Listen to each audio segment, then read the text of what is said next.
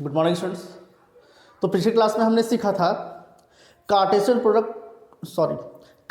Coordinate अगर दे रखा है तो उसको पोलर कोऑर्डिनेट में कैसे कन्वर्ट करना है, और अगर पोलर कोऑर्डिनेट दे रखा है तो उसको कार्टेशियन कोऑर्डिनेट में कैसे कन्वर्ट करना है।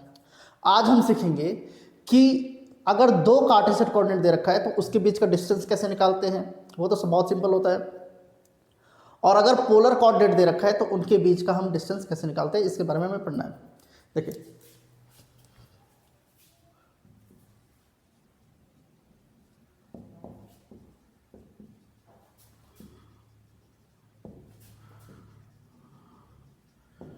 डिस्टेंस बिटवीन टू पॉइंट्स, दो पॉइंट अगर आप लोगों को दे रखा है तो उसके बीच का डिस्टेंस हमें कैसे निकालना है, ये आप लोगों को ध्यान देना है।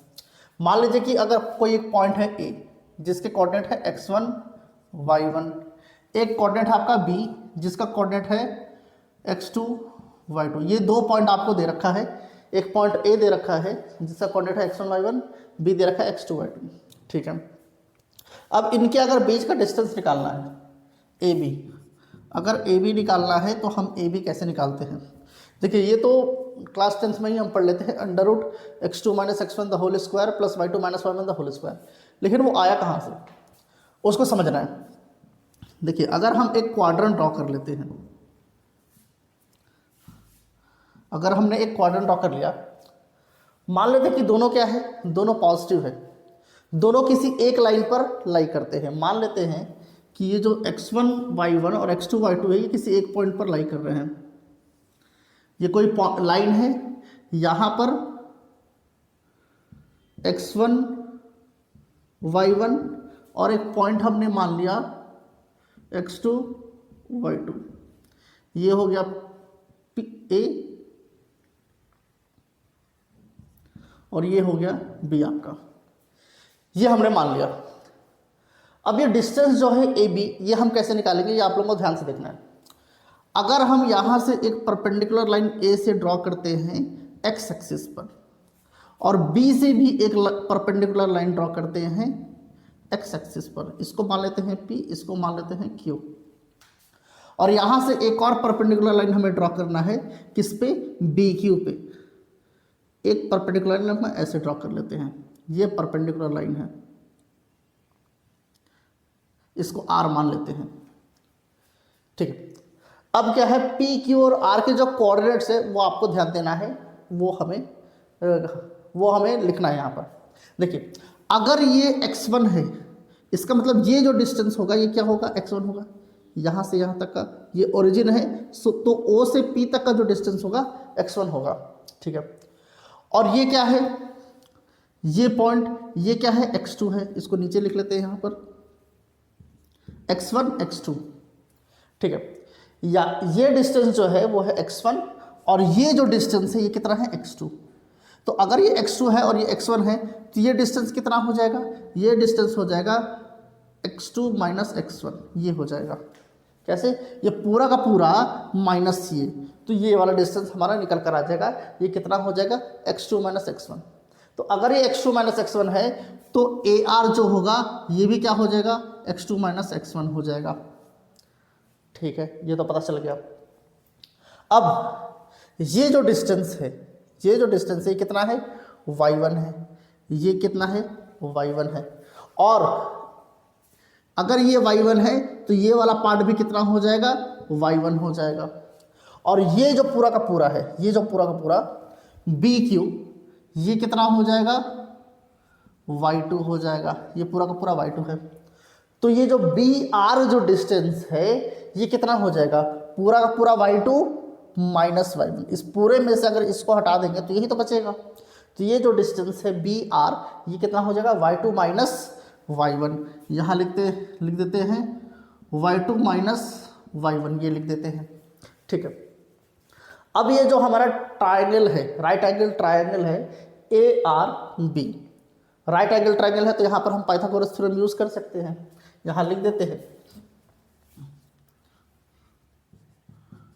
In triangle ARB।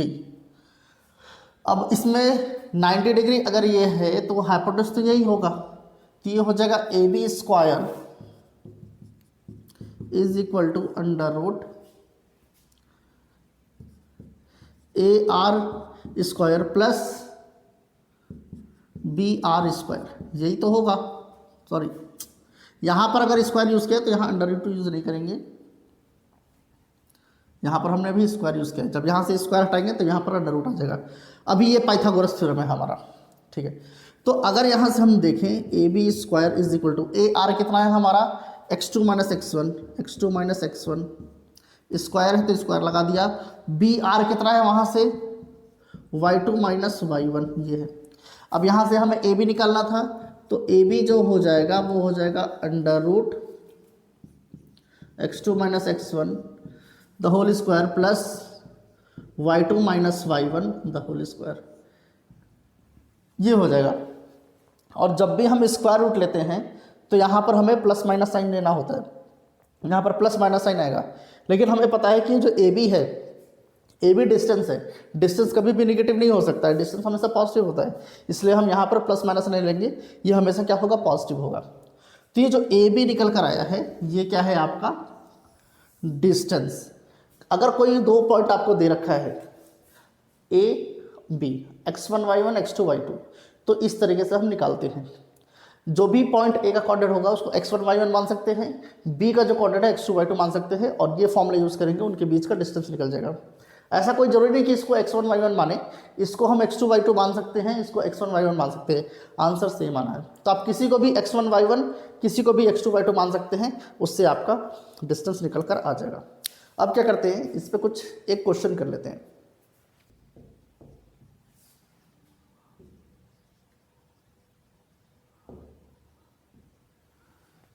ठीक है, ये क्वेश्चन आप लोगों को दे रखा है, 3 पॉइंट्स दे रखे हैं 1,5 2,4 एंड 3,2।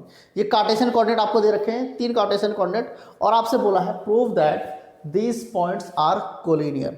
ये प्रूव करना है कि क्या है कोलिनियर है। अब कोलिनियर का मतलब होता है कि एक ही लाइन पर लाई करना। मान लेते हैं अगर यहाँ पर हम एक डायग्राम ड्रॉ करें, ए बी सी, तो अगर कोई 3 पॉइंट आपको दे रखा है और तीनों पॉइंट एक ही लाइन पर, एक स्ट्रेट लाइन पर लाई करते हैं, तो उन तीनों पॉइंट्स को हम क्या कहते हैं कोलिनियर कहते हैं। तो यहाँ पर हमें ये प्रूव करना है कि ये पॉइंट्स क्या है कोलिनियर हैं। अब कोलिनियर कैसे प्रूव करेंगे, देखिए अगर तीनों पॉइंट्स एक ही लाइन पर हैं तो हम क्या करेंगे, पहले डिस्टेंस ए बी निकालेंगे, ये जो ए बी है, फिर डिस्टेंस क्या निकालेंगे बी सी निकाल देंगे, और ये A B plus B C किसके बराबर आना चाहिए, ए सी के बराबर आना चाहिए। तो अगर A B plus B C A C के बराबर आता है तो वो क्या हो जाएगा कोलिनियर होगा। अगर मान लीजिए कोई पॉइंट हमारा ऐसे है ए बी, मान लीजिए ये है, ऐसे कोलिनियर नहीं है।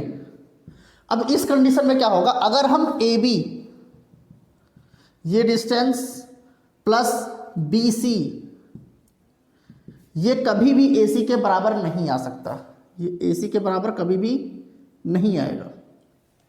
तो अगर A B plus B C A C के बराबर नहीं आता है, इसका मतलब वो क्या है कोलिनियर नहीं है, और अगर ये बराबर आता है तो क्या हो जाएगा कोलिनियर हो जाएगा। तो यहाँ पर यही वाला हम ये वाला कंडीशन यूज़ करने वाले हैं। सबसे पहले ए बी निकालेंगे, फिर बी सी निकालेंगे, फिर ए सी निकालेंगे। चलिए देखिए, इसको मान लेते हैं ए, इसको मान लेते हैं बी, इसको मान लेते हैं सी। तो यहाँ से ए बी जो हो जाएगा, देखिए इसको अगर x1 y1 मानते हैं, x1 y1, तो इसको x2 y2 मानेंगे, तो ये हो जाए, यहाँ पर डिस्टेंस फॉर्मूला होता है under root x2 minus x1। अब x2 क्या है 2 है, तो 2 minus 1 the whole square plus यहाँ से क्या हो जाएगा y2 माइनस y1, तो 4 माइनस 5 द होल स्क्वायर। अब इसको सॉल्व किया तो ये हो गया 1 स्क्वायर कितना होता है 1, ये हो गया -1 का स्क्वायर कितना होता है +1, तो कितना हो गया √2। तो ए बी जो निकल कर आ गया √2 निकल कर आ गया। अब ठीक इसी तरीके से हमें बी सी यूज़ करना है। अब बी को अगर x2 y2 माने हैं तो चलिए इसको x1 y1 मान लेते हैं, कोई प्रॉब्लम नहीं है। तो अब यहाँ से अगर हम बी सी निकालते हैं तो बी सी हो जाएगा x2 माइनस x1, मतलब कि 2 माइनस x1 कितना है 3 the whole square plus y2 minus y1 4 minus 3 the whole square, ये हो गया। अब यहाँ से अगर इसको सॉल्व करें, 2 - 3 -1 का स्क्वायर कितना होता है +1, 4 - 3 1 होता है, 1 का स्क्वायर 1 होता है, तो हो जाएगा √2। ठीक है, अब ठीक इसी तरीके से AC निकालेंगे। AC निकालते हैं, अगर इसको x1 y1 माना है, चलिए इसको x2 y2 मान लेते हैं, इसको x2 y2 मान लेंगे, कोई प्रॉब्लम नहीं है। तो हो जाएगा x2 - x1, 3 - 1, यहाँ से हो जाएगा 3 - 1 द होल स्क्वायर प्लस, फिर कितना हो जाएगा y2 - y1, तो 3 - 5 द होल स्क्वायर, ये हो गया। अब यहाँ से कितना हो गया, 3 - 1 2 होता है, 2 का स्क्वायर कितना होगा 4, 3 - 5 -2 होता है, -2 का स्क्वायर कितना हो जाएगा 4 हो जाएगा, तो ये हो गया 4 + 4 कितना होता है 8 होता है, और 8 को हम क्या लिख सकते हैं 2√2 लिख सकते हैं, 2√2। तो यहाँ से आप लोग देखिए, यहाँ से अगर हम कंडीशन देखें, AB को अगर ऐड करें और BC को ऐड करें तो किसके बराबर आ जाएगा, AC के बराबर आ रहा है, क्योंकि यहाँ से √2 + √2 = कितना होता है 2√2, और ये 2√2 किसके बराबर है AC के बराबर है। ये आपका AB था, ये आपका BC था, तो ये कंडीशन फॉलो कर रहा है, इसका मतलब ये क्या है, दिस पॉइंट्स आर कोलिनियर। हम यहाँ कह देंगे हियर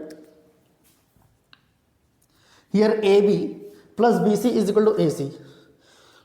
किसी भी दो पॉइंट के डिस्टेंस का, ये जो तीन पॉइंट्स आपको दे रखे हैं, तो किसी भी दो डिस्टेंस को ऐड करने से तीसरे के बराबर आना चाहिए, तीसरे का बराबर आएगा दो को ऐड करने से, तो पॉइंट्स क्या हो जाएंगे कोलिनियर हो जाएंगे।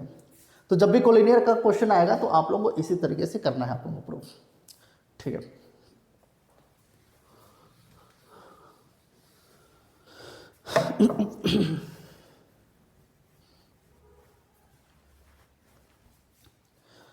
अब क्या है कि अगर दो कार्टेशियन कोऑर्डिनेट आपको दे रखा है तो उसके बीच का डिस्टेंस कैसे निकालना है वो हमने कर लिया। अब अगर आपको पोलर कोऑर्डिनेट दे रखा है तो उसके बीच का डिस्टेंस कैसे निकालना है ये आपको पता करना है। देखिए कैसे करते हैं, ध्यान से देखिएगा।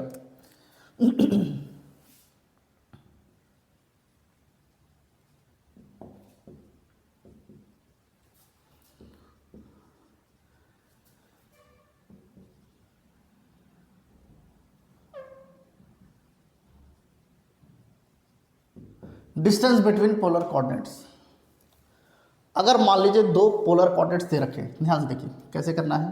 पहले एक क्वाड्रेंट ड्रॉ कर लेते हैं,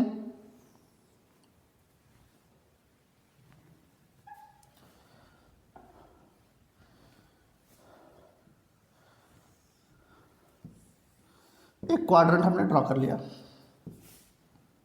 ठीक है, मान लेते हैं कि हमारे पास दो पॉइंट है, एक पॉइंट यहां रहा P, अब ये पोलर कोऑर्डिनेट है। अब पोलर कोऑर्डिनेट है तो भाई r, थीटा, पोलर कोऑर्डिनेट कैसे होते थे, मान लेते हैं पहला जो पोलर कोऑर्डिनेट है P मान लेते हैं, वो है r, r1, θ1 एंड Q जो है आपका r2, θ2। ऐसे ही तो पोलर कोऑर्डिनेट हम देते थे। तो मान लेते एक पॉइंट P है जिसके कोऑर्डिनेट क्या है r1, θ1 है। ठीक है, फिर एक कोऑर्डिनेट, एक पॉइंट P Q मान लेते हैं कि पॉइंट Q है, इसके कोऑर्डिनेट है r2, θ2। ठीक है, इसको भी ज्वाइन कर लिया यहाँ से। अब पॉइंट P का जो r है, r कहने का मतलब डिस्टेंस इस पॉइंट का ओरिजिन से उस पॉइंट का डिस्टेंस, तो r1 है। इसका मतलब ये जो OP है, OP जो डिस्टेंस है वो कितना है r1 डिस्टेंस है। ठीक है, और एंगल कितना बना रहा है positive direction of x axis से, वो बना रहा है θ1। तो ये जो एंगल होगा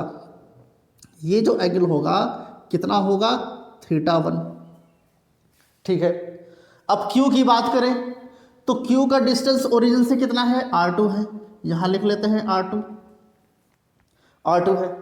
और एंगल कितना बना रहा है पॉजिटिव एक्स एक्सिस से, जो एंगल बना रहा है वो बना रहा है θ2।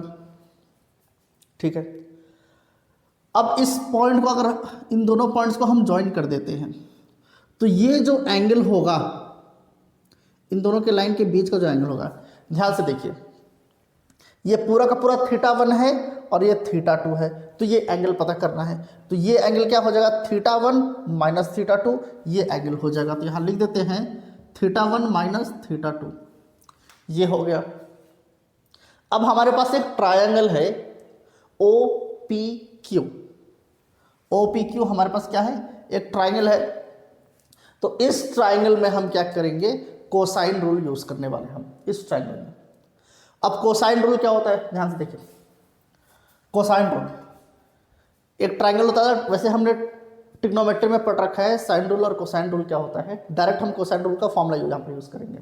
अगर हम इस एंगल, ये एंगल तो हमें पता नहीं है, ये एंगल भी हमें पता नहीं है, ये एंगल हमें पता होगा θ1 माइनस θ2।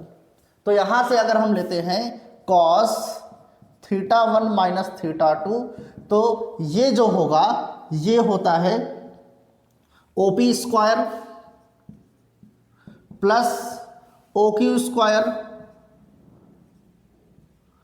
और इस एंगल के सामने का कौन सा साइड है, PQ, तो यहां पर हो जाएगा माइनस PQ स्क्वायर अपॉन 2, यहां पर क्या है OP, तो OP, और यहां पर कितना है OQ, तो यहां पर OQ होता है।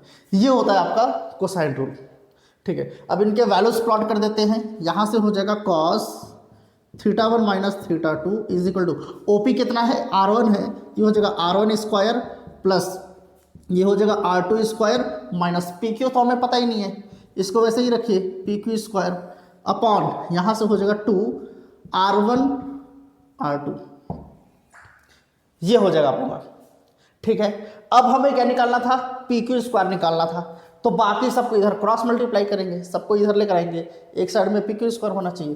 तो इसको इधर अगर मल्टीप्लाई करते हैं तो ये हो जाएगा 2 R1 R2 cos θ1 minus θ2 is equal to R1 square. इसको भी इधर ले, चलिए वैसे लिख देते हैं, इसके बाद वाले स्टेप में कर देंगे R2 square minus PQ square, ये हो गया। अब PQ स्क्वायर को इधर लेकर आ जाते हैं, इस वाले टर्म को उधर भेज देते हैं, तो यहां से हो जाएगा PQ square is equal to R1 square plus R2 square minus 2 R1 R2 cos θ1 minus θ2, यही तो हो जाएगा। और हमें क्या चाहिए था, PQ, और PQ क्या है, डिस्टेंस है, तो ये हमेशा क्या होना चाहिए, पॉजिटिव होना चाहिए। तो जैसे ही हम स्क्वायर रूट लेंगे तो यहाँ से PQ जो हो जाएगा वो हो जाएगा अंडर रूट, माइनस साइन हमें यहाँ नहीं लेना है, प्लस माइनस होता है तो हमें सिर्फ प्लस लेना है। यहाँ से हो जाएगा R1 square plus R2 square minus 2 R1 R2 cos θ1 minus θ2। तो ये जो तरीका है क्या है, किसी दो पोलर कोऑर्डिनेट के बीच का डिस्टेंस निकालने का तरीका है। ध्यान रखिएगा कैसे निकालना है। जो पहला पॉइंट का डिस्टेंस होता है ओरिजिन से, उसका स्क्वायर प्लस दूसरे पॉइंट का जो डिस्टेंस होता है उसका square minus 2 R1 R2 cos θ1 minus θ2, और सबका हमें क्या ले लेना है, अंडर रूट ले लेना है। तो जब भी पोलर कोऑर्डिनेट्स देंगे ऐसे जब भी पोलर कोऑर्डिनेट्स देगा तो इन दोनों पोलर कोऑर्डिनेट्स के बीच का जो डिस्टेंस निकालना है वो आप इस तरीके से ही निकालेंगे। ठीक है, अब इससे हम देखते हैं, एक क्वेश्चन कर लेते हैं।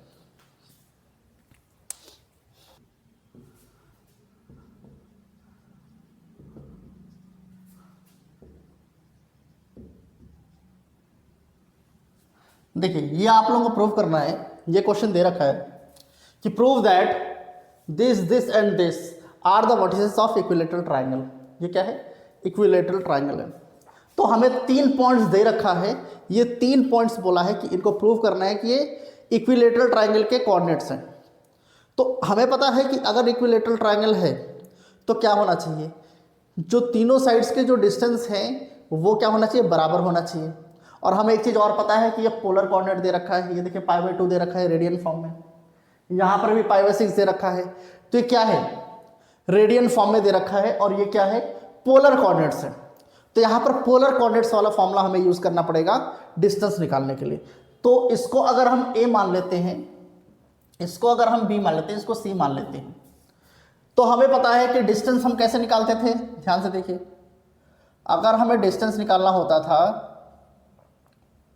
जैसे मान लीजिए AB निकालना है, क्या निकालना है, AB निकालना है, तो AB निकालना है तो हो जाएगा अंडर रूट, यहाँ पर होता था r1 स्क्वायर, तो ये क्या है आपका r1 और ये क्या है आपका θ1, ये आपका क्या है r2, ये आपका क्या है θ2। अगर हम AB लेते हैं तो यहाँ पर होना चाहिए r1 square plus r2 square plus 2, minus होता था यहाँ पर -2 r1 r2 कॉस θ1 माइनस θ2, यही तो होता था फॉर्मूला। तो AB अगर हम यहाँ से निकालें तो हो जाएगा अंडर रूट r1 स्क्वायर, 0 का स्क्वायर 0 हो जाएगा, r2 स्क्वायर r2, 3 का स्क्वायर कितना हो जाएगा 9 -2 इंटू 0, यहाँ पर कितना है 0, r1 0 है। अब देखिए अगर r1 0 है तो ये कुछ भी आए, इस 0 से मल्टीप्लाई करें तो पूरा का पूरा 0 ही हो जाएगा, तो इस पूरे को पूरा हम 0 ही लिख देते हैं, इतना ज़्यादा सॉल्व करने की जरूरत नहीं है। तो ये हो जाएगा अंडर रूट 9 और अंडर रूट 9 कितना होता है 3 यूनिट्स, तो यहाँ से 3 यूनिट्स निकल कर आ गया, ये ध्यान दीजिएगा। तो ए भी आपका 3 यूनिट्स आ गया।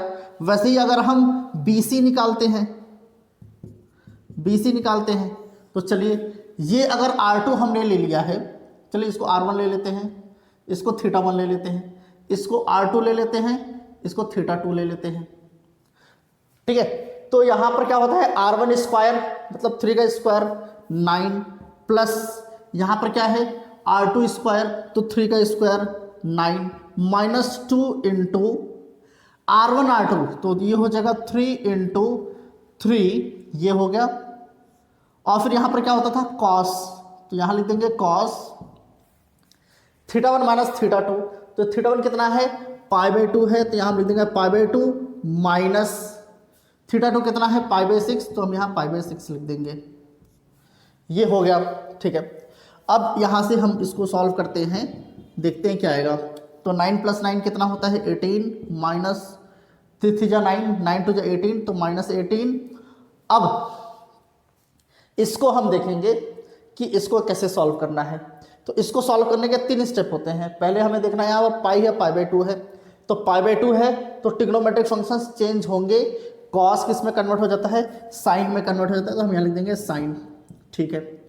दूसरे स्टेप पे यहाँ पर जो भी थीटा होता है वो यहाँ आ जाता है, तो यहाँ पर क्या आ जाएगा π/6 आ जाएगा, चलिए π/6 आ गया। तीसरे स्टेप में हम देखते हैं ये एंगल किस क्वाड्रेंट का है, तो 90 माइनस समथिंग है, तो ये फर्स्ट क्वाड्रेंट का है, और फर्स्ट क्वाड्रेंट में सारे ट्रिग्नोमेट्रिक फंक्शंस पॉजिटिव होते हैं, तो यहाँ पर कैसा साइन रहेगा पॉजिटिव साइन, तो प्लस और माइनस मिलकर फिर से माइनस हो जाएंगे, ठीक है। अब यहाँ से अगर हम BC हम निकालें तो ये हो जाएगा 18 माइनस 18 इंटू ये π/6 कितना है 30 डिग्री, अब साइन 30 डिग्री कितना होता है 1/2, तो यहाँ पर हो जाएगा 1/2, तो 2 से 18 कट जाएगा तो 9 हो जाएगा।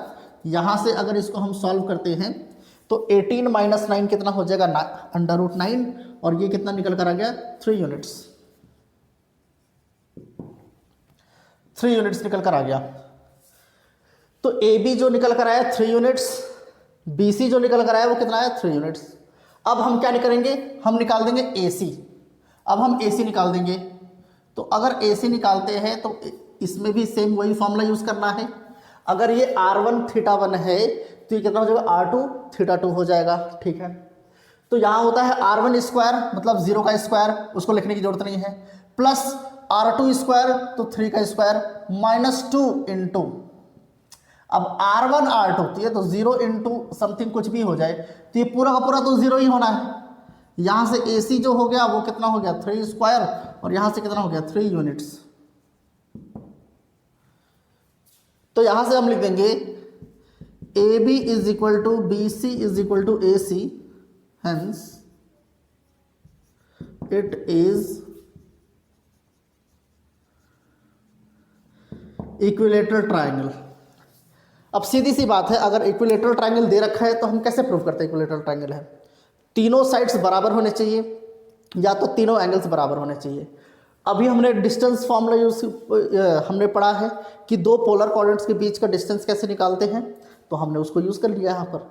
एंगल्स तो अभी नहीं पता कर पाएंगे, एंगल्स तो ये तो अलग चीज़ है, ये तो आपका आर्गुमेंट है। ये जो हम करते हैं, ये जो θ1 θ2 और ये थीटा आपको दे रखा है, इसको हम प्रिंसिपल आर्गुमेंट कहते हैं। जब हम पोलर कोऑर्डिनेट्स कर रहे थे तो वहाँ से हमने निकाला था कि जो थीटा होता है वो क्या होता था, प्रिंसिपल आर्गुमेंट होता था। ठीक है, तो इसको थीटा नहीं मान लेना है आप लोगों को। या तो इक्विलेटरल ट्रायंगल प्रूफ करना है तो तीनों एंगल्स बराबर होने चाहिए, या तो तीनों के तीनों साइड्स बराबर होने चाहिए। तो यहाँ से हमने क्या कर दिया, सारे साइड्स को बराबर प्रूफ कर दिया।